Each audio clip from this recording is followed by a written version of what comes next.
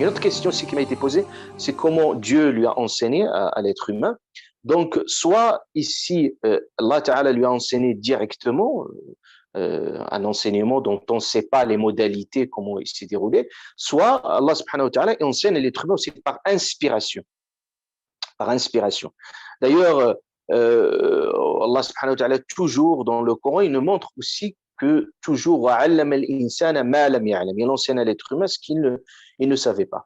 Et franchement, quand vous découvrez, au-delà de ce qu'il va lui enseigner, mais si vous découvrez toutes les, il y a aujourd'hui une discipline sur la naissance, on peut dire c'est l'origine des sciences et sur la nature et aussi d'un point de vue épistémologique. Et vous voyez également que quand on regarde toutes les découvertes scientifiques, au-delà, je ne parle pas de l'aspect religieux, mais je parle de toutes les découvertes scientifiques, on voyait que c'est une forme d'inspiration. Même les auteurs, par exemple, vous prenez toutes les théories qui ont révolutionné la science. Par exemple, je prends par exemple Einstein, la relativité d'Einstein, qui disait qu'il a vécu dans un rêve. C'est un rêve, c'est une forme de révélation. Voyez par exemple Isaac Newton, il voyait, il observait une réalité. D'un seul coup, il regardait, c'est une forme de révélation. Et, et Archimède, vous connaissez la poussée d'Archimède, Archimède qui va inventer cette théorie, alors qu'en réalité, il était en train de prendre son bain, et puis d'un seul coup, la vraie révélation, c'est ça, quand il est sorti des Orica, et même c'est devenu un symbole, Orica, pour dire vraiment c'est une forme d'inspiration.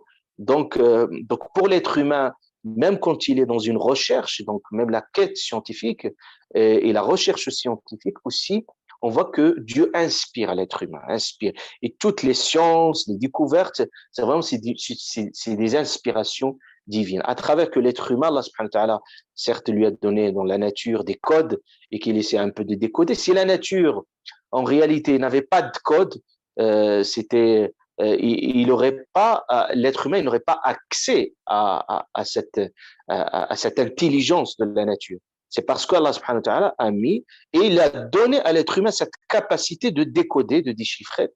Et on a vu qu'il va l'honorer à travers wa'allama Adama l'asma'a kullaha. On a parlé que ici ça va faire référence au langage, de la pensée. J'ai parlé de l'abstraction, la symbolisation, l'imagination, et vous trouvez aussi plein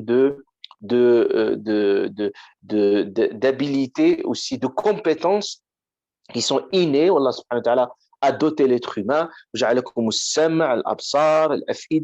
il nous a doté de plein de facultés, et qui sont plus élaborées, plus sophistiquées par rapport aux autres créations. Vous avez pu les limites, on peut dire, de l'animal, les limites aussi à d'autres créations par rapport à leur perception, même par rapport à la connaissance. On a vu que la connaissance de l'être humain, c'est une connaissance évolutive. Et on a vu que la connaissance des anges, par exemple, c'est une connaissance figée et une forme d'inspiration qu'ils ne peuvent avoir de savoir que plus que ils le savent. Et d'ailleurs que ici, on a vu que les anges, ils étaient face à leurs limites et ils ne savaient pas, c'est-à-dire ils ignoraient complètement cet aspect que Allah subhanahu wa ta'ala leur a dévoilé. Donc Allah Azza wa Jalla a voulu qu'ils voient, bien entendu, par eux-mêmes c'est-à-dire cette valeur de l'être humain.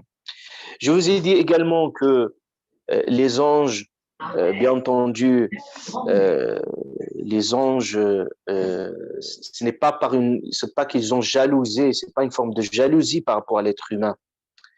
Et c'est pas parce que dans une forme de concurrence par rapport à l'être humain qu'ils ont soulevé leur questionnement, mais c'était justement juste une volonté de comprendre, une volonté de comprendre. Et la preuve que Allah subhanahu wa ta'ala leur a fait la démonstration, ils ont bien saisi, ils ont bien compris, ils n'ont pas jalousé l'être humain, bien au contraire, c'est ils se sont soumis à l'ordre d'Allah subhanahu wa ta'ala, et bien au contraire, c'est comme ils ont exprimé un certain de regret quand ils ont dit Subhana, gloire à toi, nous n'avons du savoir. C'est comme quelqu'un dit gloire à toi, nous n'avons du savoir, je ne savais pas. En réalité, je ne savais pas ceci, je ne savais pas cela. C'était ainsi que les anges se sont exprimés.